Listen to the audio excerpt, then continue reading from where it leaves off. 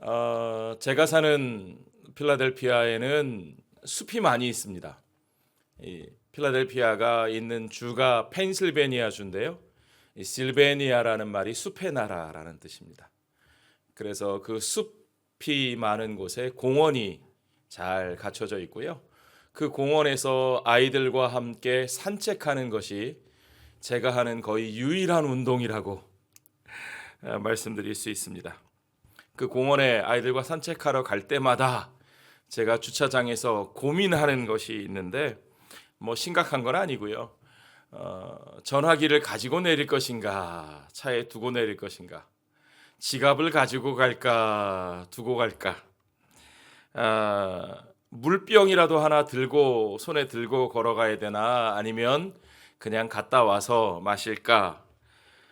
그냥 다 놓고 빈손으로 가고 싶은 마음이 가득하긴 한데 혹시라도 그랬다가 가다가 목마르면 어떡하나, 또 차에다 지갑을 두고 가도 괜찮을까, 뭐 이런 쓸데없는 걱정이 순식간에 막 왔다 갔다 생각이 듭니다. 그러고는 곧 후회를 합니다. 이게 지갑은 괜히 들고 온 건가? 아니야. 그래도 면허증은 들고 나와야 되고요. 그렇죠? 그래도 아이들이 운동 끝나고 뭘 사달라 그럴지도 모르니까 꼭 있어야 되고, 뭐 여러 가지 그 짧은 순간에도 참 많은 생각을 합니다. 그러다가 결국은 다 주머니에 넣고 가죠. 주머니에 넣고 가다가 금방 후회를 합니다. 다 두고 나올 걸. 아무것도 필요 없었는데. 전화는 한 통도 안 왔고요. 온다고 해도 중요한 전화는 아니고요. 대개 이제 뭐 상품 판매하는 광고 전화, 상업용 그런 전화들입니다. 괜히 불편하기만 한 걸 운동복 쭉쭉 처지는 주머니에다가 잔뜩 넣고 가서 후회하는 일들이 계속 반복됩니다. 제가 운동할 때만 그런 건 아닌 것 같고요. 우리의 삶에도 그런 일들이 자주 벌어지는 것 같습니다. 특별히 예수님과 우리들의 관계 속에서도 그런 일들이, 그런 모습들이 자꾸 발생합니다. 예수님께서는 저와 여러분에게 다 내려놓고 그저 내게로 나와라, 그저 나를 따르기만 해라 라고 말씀을 하십니다. 그런데 우리는 내려놓질 못하죠. 자꾸 이것저것 챙겨가지고 다니려고 합니다. 가만히 보면요, 우리가 버려도 되는데, 안 챙겨도 되는데 끌어안고 다니는 것들이 우리 삶에 굉장히 많이 있습니다. 특별히 우리가 반드시 내려놓아야 되는데 끌어안고 다니는 것이 죄책감과 그리고 욕망입니다. 우리가 예수 믿으면서도 많은 경우 우리가 죄책감을 끌어안고 삽니다. 여전히 욕망으로부터 자유로워지지 못하고 욕망을 끌어안고 살 때가 너무너무 많이 있습니다. 시편 38편의 기자는 이렇게 고백합니다. 내 죄악이 내 머리에 넘쳐서 무거운 짐 같으니 내가 감당할 수 없나이다. 내 죄악이 내 머리에 넘쳐서 무거운 짐 같으니 내가 감당할 수 없나이다. 여러분, 우리의 죄악은 우리 스스로가 감당할 수 있는 것이 아닙니다. 우리의 죄악을 감당하실 수 있는 분은 오직 예수님 한 분뿐이시죠. 그런데도 우리는 자꾸 그것들을 끌어안고 마치 내가 스스로 해결할 수 있는 것처럼, 내가 스스로 해결해야 하는 것처럼 그것을 끌어안고 다닙니다. 그 짐들을 끌어안고 다니다 보면 자꾸 우리 삶이 느려집니다. 하나님은 우리가 마음껏 걷고 뛰고 할 수 있도록 하나님의 코스를 만들어 놓으셨는데, 우리는 그저 하나님이 이끄시는 대로, 그분이 손 내미시는 대로 붙들고 따라가기만 하면 되는데, 자꾸 내가 무언가 해보려고, 내가 어떻게 해보려고, 내가 하나님이 이끄시는 그 길로 다 내려놓고 가지 못하고 내 것 챙기고 내 방식대로 가려고 하죠. 하나님께서 인도하시는 그곳으로 그대로 가기만 하면 우리는 내가 생각한 것보다 훨씬 더 아름다운 길로, 복된 길로 갈 수 있게 됩니다. 그런데 자꾸 내 생각을 덧붙이고 내 그림을 내세우다 보면 아니요. 그것은 아무것도 우리의 삶에 도움이 되지 못하는 거죠. 우리가 주님께서 이끄시는 그 길로 가려면 먼저 해야 될 일은 먼저 모든 것들을 내려놓아야 한다는 것입니다. 그래야만 우리는 그리스도인으로서 우리의 삶 속에서 능력을 발휘할 수 있게 됩니다. 여러분, 내 마음속이 죄악으로 가득 차 있으면 우리가 어떻게 은혜를 나눌 수 있겠습니까? 그리스도인으로서 우리의 삶에 우리가 발휘해야 할 능력, 우리가 은혜를 나누고 우리가 서로 돕고 우리가 서로를 위로하면서 살아야 되는데 내 마음속에 불만족으로 가득 차 있으면 우리가 누구를 위로할 수 있겠습니까?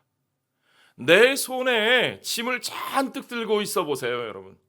그러면 내가 누구의 짐을 대신 들어줄 수 있겠습니까? 전혀 그럴 수 없죠. 자기의 문제에만 끊임없이 사로잡혀 있는 사람, 그런 사람은 전혀 남을 돕는 삶, 그리스도인으로서 그 능력을 발휘하는 삶을 살아갈 수 없게 되는 겁니다. 성경은 우리가 서로의 짐을 져주어야 한다고 말씀하고 계십니다. 그러나 더 중요한 것은 뭐냐 하면 우리가 서로의 짐을 져주는 삶을 살기 위해서는 먼저 내 손에 든 짐을 다 내려놓을 수 있어야 합니다. 예수님만이 우리의 짐을, 무거운 짐을 져주실 수 있는 분이기 때문에 먼저 우리가 감당할 수 없는 것들을 다 내려놓고 주님을 신뢰하고 주님께 내어 맡기는 우리의 삶이 먼저 이루어지는 것이 중요합니다. 꼬마가 공항에서 아빠를 따라다니다가 짐 나오는 데가 있잖아요. 공항에서 짐이 나오는 컨베이어가 있습니다. 거기에 가가지고 자기 가방이 나오는 걸 보고 그 가방을 자기가 내리겠다고 매달려 있습니다. 5살짜리 꼬마가 그 가방을 혼자 내릴 수 있겠어요? 그럴 수 없죠. 낑낑 매고 매달려서 위험한 지경이 되니까 아빠가 얘야 아빠가 해줄게. 나도 어떻게 해야 되겠습니까? 아니에요. 내가 할래요. 내가 할 수 있어요. 거기서 그렇게 버티면 그건 딱 5살 수준인 거죠. 우리 하나님께서 그 아빠의 마음이라고 저는 생각합니다. 우리 하나님께서 스스로 감당할 수 없는 짐을 스스로 어떻게 해보겠다고 낑낑 매고 있는 우리들을 보시면서 내가 해줄게. 내려놔라. 그런데 거기서 우리가 뭐라고 대답해야 되겠습니까? 다른 거 없어요. 네, 감사합니다. 그러면 되는 거죠. 그 이상 뭐가 필요하겠습니까? 베드로전서 5장 7절 말씀처럼 너희 염려를 다 주께 맡기라. 이는 그가 너희를 돌보심이라. 하나님이 저와 여러분의 삶을 돌보시는 것을 믿으십니까? 예. 그걸 믿는다면 그 다음에 나와야 될 믿음의 행동은 뭐죠? 다 맡기는 겁니다. 믿는다고 말은 하면서도 우리의 염려를 내려놓지 못하면 글쎄요, 우리의 믿음은 과연 제대로 워킹하는 걸까요? 주님은 그분 앞에 나온 자들을 쉬게 해주겠다고 말씀하시는데 우리는 주님 앞에서조차 쉬지를 못할 때가 너무너무 많습니다. 우리가 쉬지 못하는 것은 정말 믿음이 부족하기 때문입니다. 어떤 사람들은 열심히 일하는 것만 믿음이 있는 거라고 생각하는데요. 아닙니다. 주님 앞에 맡기고 쉴 줄 아는 것이 진짜 믿음이라고 저는 믿습니다. 우리가 도무지 내려놓지 못하고 쉬지 못하는 건 믿음이 부족하기 때문이에요. 내가 맨날 이것도 해야 되고 저것도 해야 되고 그렇게 분주하게만 살고 있다면 우리 하늘 아버지께서 과연 그것을 원하실까요? 예수님은 그것을 기뻐하실까요? 아닙니다. 자, 여러분, 우리가 팬데믹 한복판을 지나가고 있습니다. 우리 이국진 목사님께서 이 헬라어 그리스 말의 대가신데 우리 이국진 목사님 그리스 말을 이 헬라어 성경을 늘 가르치시는데 이러다가 온 나라 사람들이 전부 다 그리스어를 다 배울 것 같아요. 무슨 뭐 델타 변이, 오미크론 변이까지 나와가지고 그리스어 알파벳이거든요. 새로운 변이가 또 나왔다고 다들 걱정하고 점점 더 일상으로 돌아갈 길이 요원해지는 것 같은 그런 시기를 우리가 살고 있습니다. 그러나 이 팬데믹 시기에 우리에게 또 다른 유익이 저는 분명히 있다고 생각을 합니다. 팬데믹 시기에 우리가 할 수 있는 것이 별로 없습니다. 한국 사람들은 늘 바쁜 사람들이죠. 늘 빠르게 움직이는 사람들입니다. 그러나 이 팬데믹 시기에는 아무리 바쁘고 아무리 빨리 움직여도 내가 무언가 할 수 있는 것이 별로 없는 그런 상황들이죠. 미국에서는 작년이 굉장히 힘든 시기였습니다. 2020년도 한 해 동안이 가장 힘든 시기였는데요. 작년에 여름에 교회에서 휴가를 주셨는데 막상 휴가를 받았는데도 어디 갈 데가 없었습니다. 그래서 참 답답하다 그러고 있었는데 휴가를 그렇게 집에서 아이들하고 고스란히 보내고 나니까 오히려 감사했습니다. 다른 때는 휴가를 얻어서 어디를 다녀오면 오히려 더 피곤했어요. 휴가 끝나고 나면 또 휴가를 얻어야 될 것 같아요. 피로를 풀기 위해서. 그런데 정말 휴가 기간 동안에 아무 데도 안 가고 집에서 그대로 있으니까 얼마나 잘 쉬었는지 모릅니다. 나에게 필요한 것이 이거였구나.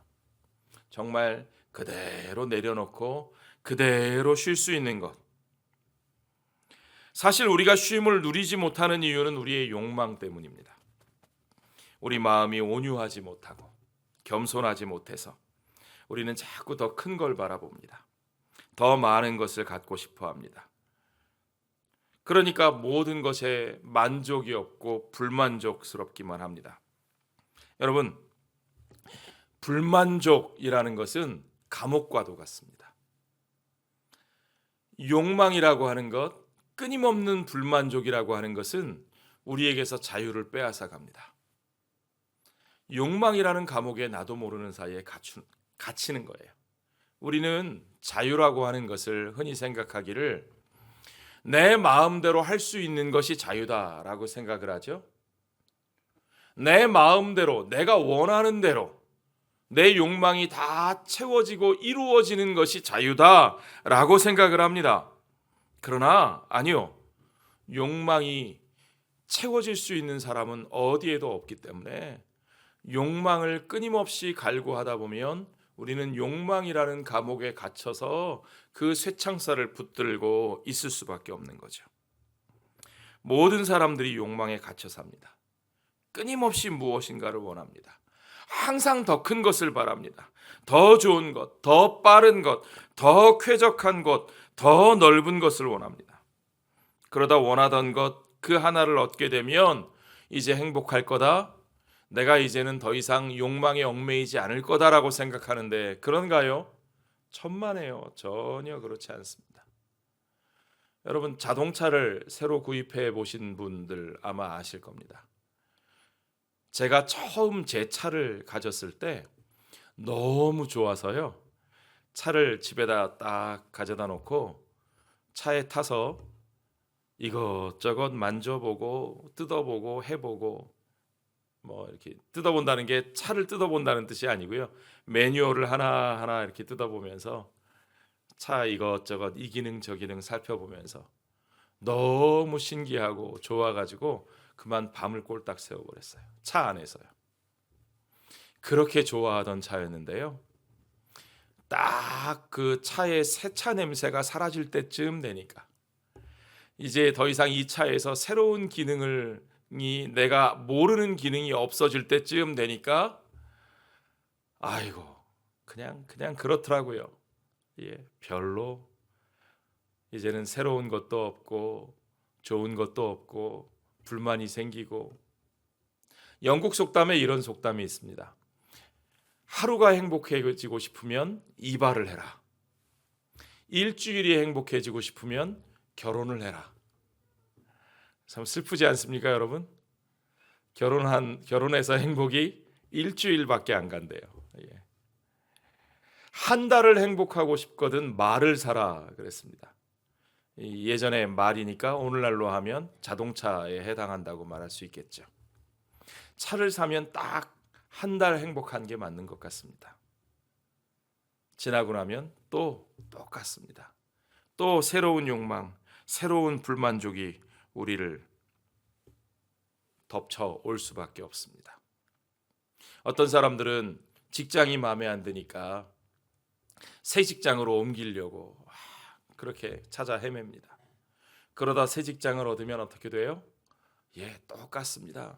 힘든 일 똑같이 생기고 보기 싫은 사람 똑같이 있고, 어떤 사람들은 심지어 배우자도 마음에 안 들면 바꾸고 싶어 합니다. 배우자를 바꾼다고 행복해지나요? 새로운 배우자는 결점이 없나요? 결혼하면 얼마 간다고요, 행복이? 예. 그러다가 금방 또 다른 욕망이라는 감옥에 갇혀서 쇠창살을 붙들고 울부짖고 서 있는 그것이 우리들의 삶입니다. 여러분, 오늘날 우리들의 모습은 어떻습니까? 오늘 우리는 지금 감옥 속에 있는 것은 아닙니까? 내가 감옥 속에 갇혀 있는가 아닌가? 욕망이라는 감옥에서 내가 과연 자유로운가 그렇지 않은가? 어떻게 확인할 수 있을까요? 많이 가질수록 기분이 좋고 적게 가질수록 기분이 나쁘면 그건 내가 분명히 아직도 감옥 안에 있는 겁니다. 요즘 뭐든지 다 배달시켜서 사용하시죠? 음식도 배달, 필요한 물건도 배달. 그런데 배달시켜서 띵동 하고 배달 오면 박스 뜯어볼 때만 행복하다고 그러더라고요. 금방 뜯고 나서 물건 갖다 놓으면 이게 뭐 그렇게 꼭 필요했던 것도 아닌 것 같고. 그래서 어떤 사람은 배달 올 때만 행복하니까 배달만 자꾸 시킵니다. 뜯어봐봐야 별로 행복하지 않으니까 아예 뜯지도 않는다는 사람도 있어요.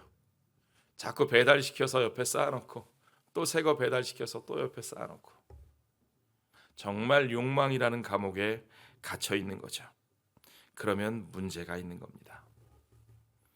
여러분의 자유와 행복이, 여러분의 행복이 여러분이 투자한 주식이 얼마나 오르나 떨어지나 하는 것, 주가가 폭등하고 폭락할 때마다 여러분의 행복도 폭등했다가 폭락하고 같이 반복하면 그건 분명히 욕망이라는 감옥 속에 내가 갇혀 있다는 사실입니다. 바울은 빌립보서 3장 19절에서 이렇게 말합니다. 그들의 마침은 멸망이요 그들의 신은 배요 그 영광은 그들의 부끄러움에 있고 땅의 일을 생각하는 자라. 여러분, 우리의 생각이 땅의 것에 매여 있으면 우리는 결단코 자유로울 수 없습니다. 그렇다면 우리는 어디에서 만족을 얻을 수 있을까요? 여러분, 시편 23편 1절 말씀 너무나 잘 아시죠?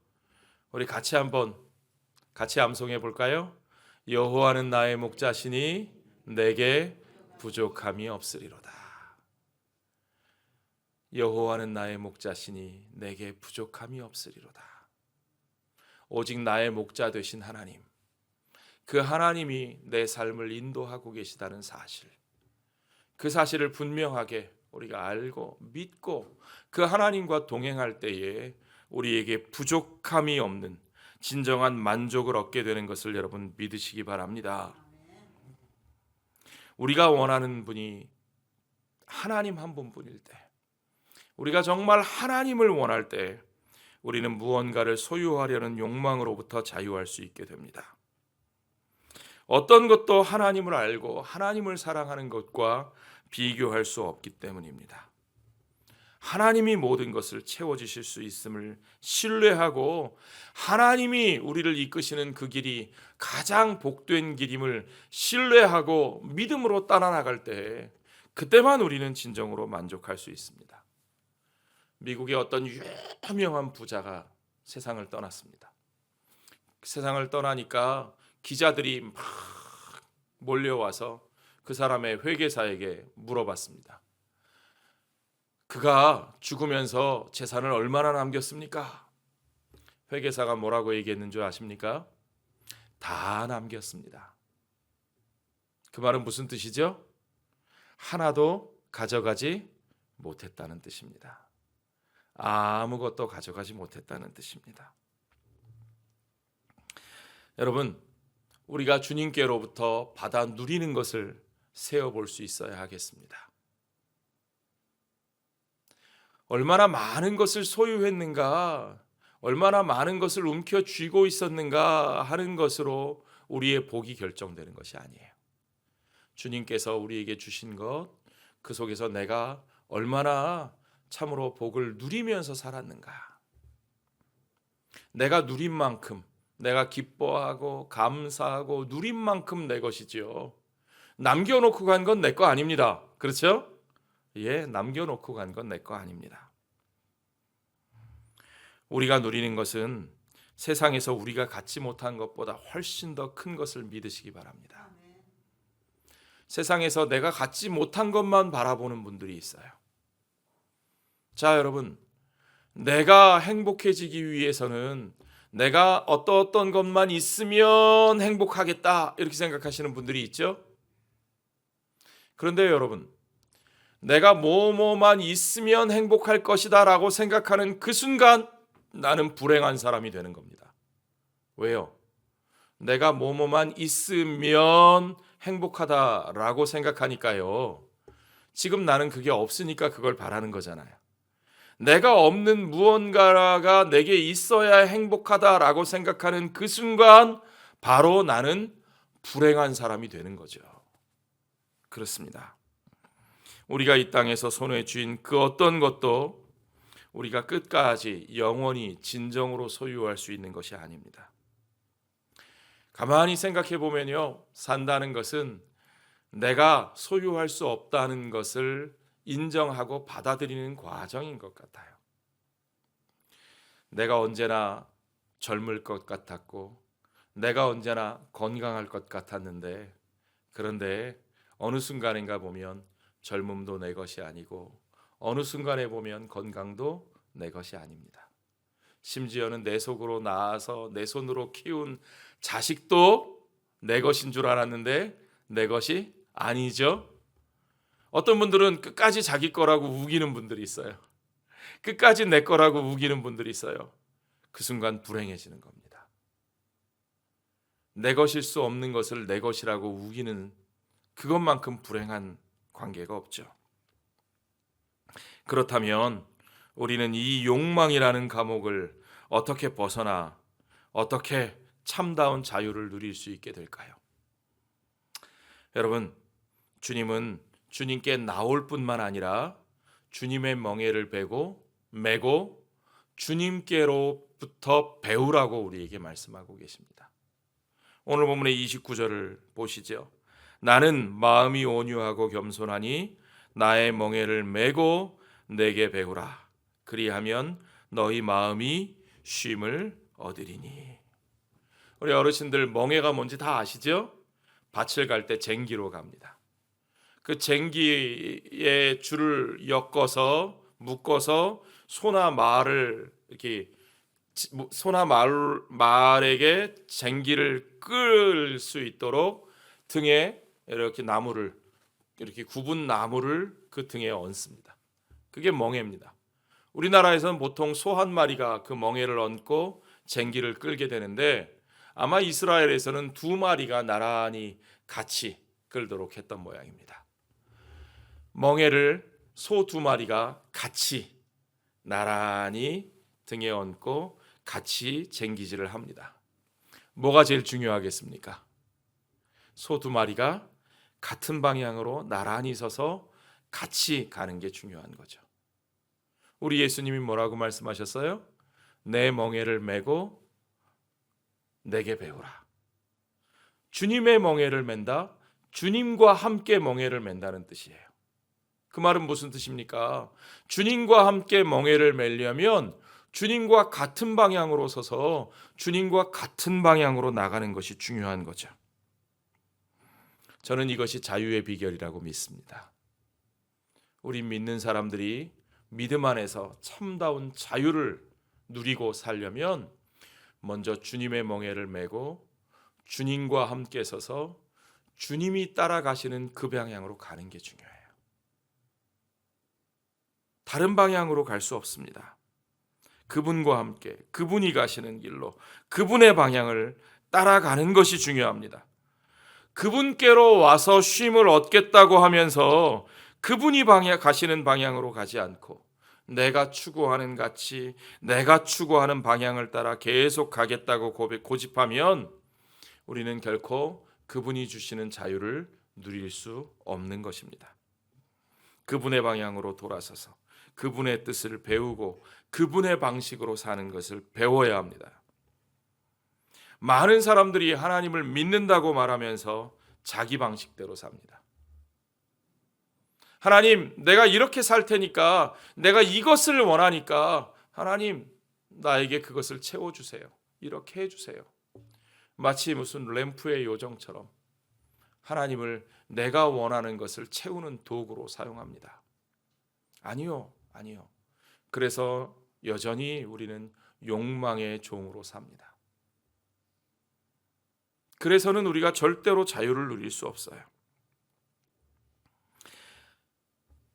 우리가 하나님을 알고 믿고 사는 것은 모두가 다 예수님께로부터 배워야 하는 것입니다. 중요한 것은 예수님의 길이 무엇이고 예수님이 세상과 이웃을 위해서 어떻게 섬기셨고 어떻게 사랑하셨는지를 우리가 그것을 보고 배우는 것이 중요합니다. 많은 사람들은 예수님을 빼놓고도 하나님을 잘 믿을 수 있다고 생각하는 것 같습니다. 자기 나름대로의 하나님의 모습을 그리고 자기 나름대로 하나님을 믿는 방식을 설정해 놓습니다. 그러나 아니요. 예수님의 길이 아니고서는 우리는 절대로 하나님께로 나아갈 수 없습니다. 이것이 복음의 기본입니다. 길이요 진리요 생명 되신 예수님이 아니고서는 우리는 절대로 하나님께로 나아갈 수 없습니다. 예수 그리스도의 길이 무엇입니까? 그것은 십자가의 길입니다. 예수님을 닮지 않고 하나님의 백성으로 살 수 있는 길은 없습니다.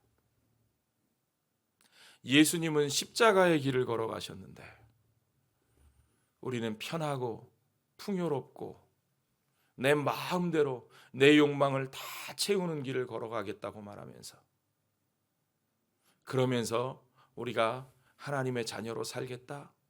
아니요. 그럴 수 있는 길은 없습니다. 예수를 닮는 것이 도대체 어떤 것인가? 베드로전서 2장 19절로 24절 말씀을 보면 우리가 그 답을 찾을 수 있습니다. 여러분 성경책 가지고 계시죠? 벌써 앞에 나오네요. 베드로전서 2장 19절부터 한번 우리 같이 읽어볼까요? 부당하게 고난을 받아도 하나님을 생각함으로 슬픔을 참으면 이는 아름다우나 죄가 있어 매를 맞고 참으면 무슨 칭찬이 있으리요. 그러나 선을 행함으로 고난을 받고 참으면 이는 하나님 앞에 아름다우니라. 이를 위하여 너희가 부르심을 받았으니 그리스도도 너희를 위하여 고난을 받으사 너희에게 본을 끼쳐 그 자취를 따라오게 하려 하셨느니라. 그는 죄를 범하지 아니하시고 그 입에 거짓도 없으시며 욕을 당하시되 맞대어 욕하지 아니하시고 고난을 당하시되 위협하지 아니하시고 오직 공의로 심판하시는 이에게 부탁하시며 친히 나무에 달려 그 몸으로 우리 죄를 담당하셨으니 이는 우리로 죄에 대하여 죽고 의에 대하여 살게 하려 하심이라. 그가 채찍에 맞음으로 너희는 나음을 얻었나니. 아멘. 예, 이것이 우리를 위한 주님의 삶이셨고, 또 주님은 우리에게 그 자취를 따라오게 하셨습니다. 우리 주님이 걸어가신 그 길, 고난의 길, 희생의 길, 십자가의 길입니다. 그리고 우리는 그 자취를 따라가도록 부르심을 받은 사람들입니다.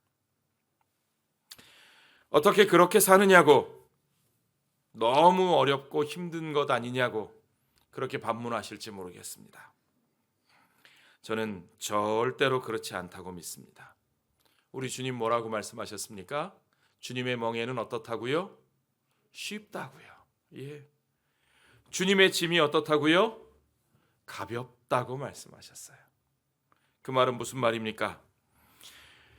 주님의 길로 가는 것이 우리에게 손해가 되고 우리에게 고난이 되는 것은 맞습니다. 그러나 사실은 그것은 진짜 손해고 진짜 고난이 아니라 참된 평안으로 가는 길이기 때문입니다.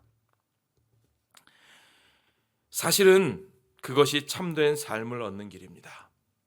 십자가의 길이 죽음을 향한 길이 아니라 참된 생명의 길이라는 사실을 우리가 잘 알지 않습니까?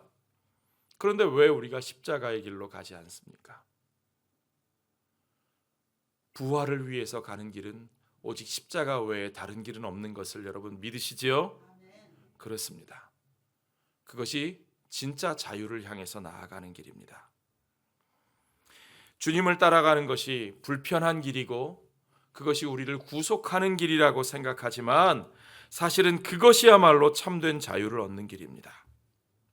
우리 스스로 내 욕심과 내 욕망을 채우기 위한 길이라고 생각한 그 길을 계속 헤매고 계속 달리는 것보다 아니요, 주님을 따라가는 것, 그 모든 것들을 내려놓고 주님 손 붙잡고 주님 따라가는 길이 훨씬 더 쉽고 훨씬 더 가벼운 길입니다. 당장에는 손해볼 수도 있고 당장에는 고통스러울 수 있지만 그 속에서 발견하는 참된 평안과 기쁨과 행복이야말로 저와 여러분을 진정한 자유로 인도하실 줄로 믿습니다. 많은 사람들이 자유를 누리겠다고 큰 소리를 칩니다. 많은 사람들이 예수님을 내세우면서 자기 주장을 합니다. 세상 사람들이 목소리를 키우는데 우리 그리스도인들도 거기다 목소리 더 보태서 내 목소리를 키워서 내가 세상보다 목소리가 더 커야 세상을 이길 수 있다, 그렇게 생각하는 것 같아요. 요즘은 워낙 힘들고 답답한 시간들이 오래 지속되다 보니까 사람들이 점점 더 이렇게 강팍해지는 것을 느낍니다. 제가 사는 미국에서는요, 정말 말을 안 듣습니다. 팬데믹이 지금 2년째 계속되니까 이제는 마스크를 쓰라고 해도 안 쓰고, 백신을 맞으라고 해도 안 맞고, 모이지 말라고 해도 모이고. 미국에는 백신이 남아돕니다. 예, 남아돌아요. 정말 어디 가서든지 누구든지 그냥 원하기만 하면 다 백신을, 부스터샷까지 다 맞을 수 있습니다. 근데 안 맞아요. 우리 한국이 백신 접종이 훨씬 더 늦게 시작했는데 지금 90% 넘어섰나요, 목사님? 88%? 예, 90% 가까이. 우리 한국 분들이 얼마나 젠틀하고 말씀을 잘 듣는지. 미국은 아직도 59%, 60%가 채 넘지 않았습니다. 얼마나 말을 안 듣는지 몰라요. 그러면서 자유와 권리를 주장합니다. 유럽에서는 다시 이제 확진자가 늘어나고 봉쇄를 하려고 하니까 막 사람들이 거리로 쏟아져 나와서 시위를 합니다. 자유가 아니면 죽음을 달라, 뭐 이렇게. 그런데 여러분, 속지 마십시오. 당장 말 안 듣고 마스크 빼고 백신 안 맞으면 자유가 옵니까? 당장 거리로 몰려나가면 자유가 옵니까? 아니죠. 전혀 그렇지 않습니다. 오히려 우리가 자유롭게 자유를 향해서 나아가는 길을 점점 더 멀어지게 만드는 거예요. 점점 더 뺑뺑뺑뺑뺑뺑 돌게 만듭니다. 헤맬 수밖에 없게 만듭니다. 진짜 자유는 어디에 있습니까? 내 목소리를 높인다고, 내 주장을 내세운다고 자유가 찾아오는 게 아닙니다. 진짜 자유는 어디 있습니까? 요한복음 8장 32절 말씀을 여러분 기억하시죠? 진리를 알지니 진리가 너희를 자유케 하리라. 예. 자유가 어디 있다고요? 그렇습니다. 자유는 진리를 아는 데 있습니다. 자유는 오직 예수 그리스도 안에서 예수님이 우리를 향해서 열어주신 그 길, 예수 그리스도의 진리를 알고 예수 그리스도의 길을 따라가는 데에만 진짜 자유가 있는 겁니다. 그 길을 따라가기 위해서 지금 내가 손해를 보더라도, 지금 내가 고통을 당하더라도 기꺼이 그 길을 따라가는 자에게만 진정으로 욕망이라고 하는 감옥을 벗어나, 욕망이라고 하는 쇠창살을 벗어나 진정한 자유의 길로 나아갈 수 있는 기회가 생기는 겁니다. 여러분, 예수님께로 나와서 예수님의 멍에를 메고 예수님께 배우십시오. 예수님은 그들을 향해서 목소리 높이고 힘으로 찍어 누르고 그들을 짓밟음으로써 승리하신 분이 아니고, 그들을 위해서 섬기고 희생하시며 이 땅의 사람들을 사랑하시되 끝까지 십자가에서 그 생명을 내어주시기까지 그 사랑의 길로 끝까지 걸어가셨습니다. 오직 그 사랑의 길, 그 십자가의 길이 세상을 구원하고 이웃을 구원하고, 오직 그 길을 따르는 자에게 진정한 자유의 길이 열리는 것을 여러분 믿으시기 바랍니다. 오직 그 길을 갑시다. 우리는 끝까지 예수님의 길을 갑시다. 하나님 사랑의 길, 이웃 사랑의 길, 그 길에서 주님이 주시는 참된 자유를 누리며, 비록 아무것도 할 수 없는 것 같은 이때지만, 비록 가장 얽매여 있는 것 같은 이 시기지만, 오히려 이 시기에 우리 스스로가 무언가 하려던 우리의 욕망을 내려놓고 그 무거운 죄의 짐을 다 내려놓고 오히려 주님께 전적으로 맡기고 주님께 맡기고 따라가는, 주님과 함께 걸어가는 참된 자유의 길을 배우고 훈련하는 저와 여러분의 이 시기, 이 복된 삶의 시간들이 되시기를 우리 주의 이름으로 축원합니다.